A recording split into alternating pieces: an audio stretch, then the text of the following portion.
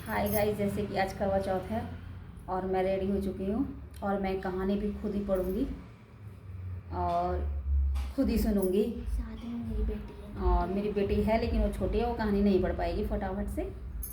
और hello guys, start करो mummy. तो कहानी पढ़ते हैं और मैं बताना चाहती हूँ वीडियो के माध्यम से कि कहानी कैसे पढ़ते हैं और कहानी कैसे सुनाई जाती है। तो शुरू करते हैं कुछ भी समय ना लेकर।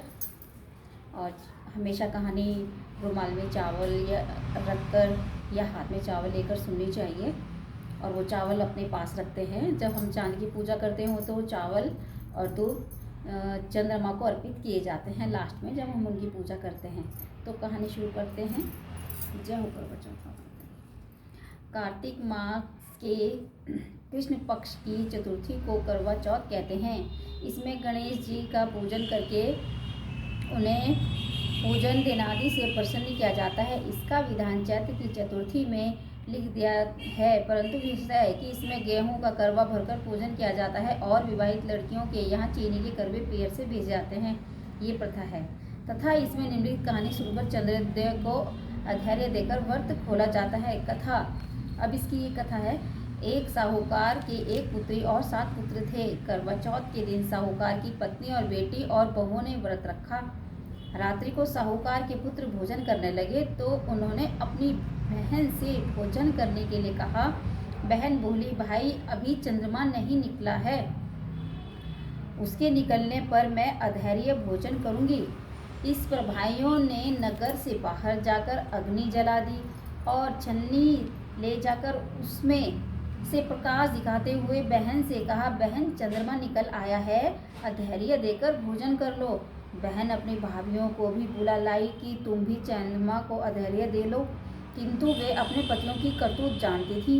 उन्होंने कहा, बाई जी अभी चंद्रमा नहीं निकला है, तुम्हारे भाई चालाकी करते हुए अग्नि का प्रकाश छन्नी से दिखा रहे हैं।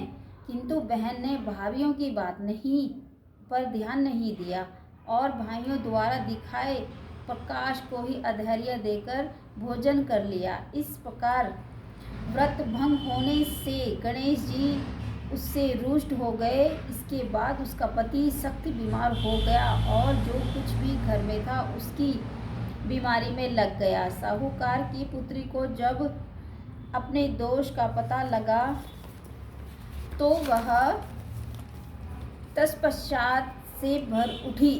गणेश जी से क्षमा प्रार्थना करने के बाद उसने पुनः विधि विधान से चतुर्थी का व्रत करना आरंभ कर दिया। श्रद्धानुसार उसका आदर सत्कार करते हुए सबसे आशीर्वाद लेने में ही उसने मन को लगा दिया।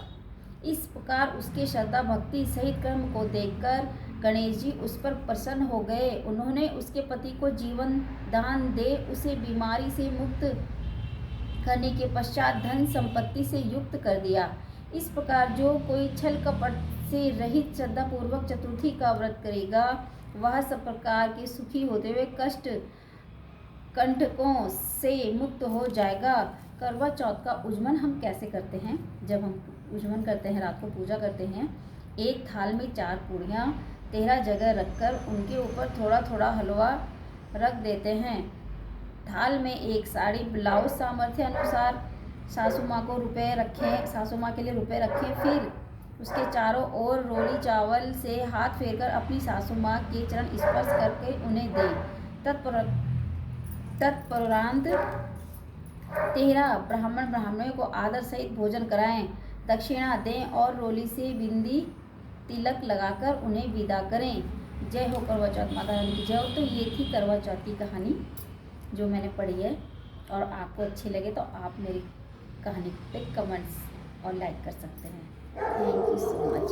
हैप्पी करवा चौथ। जय हो माता दी।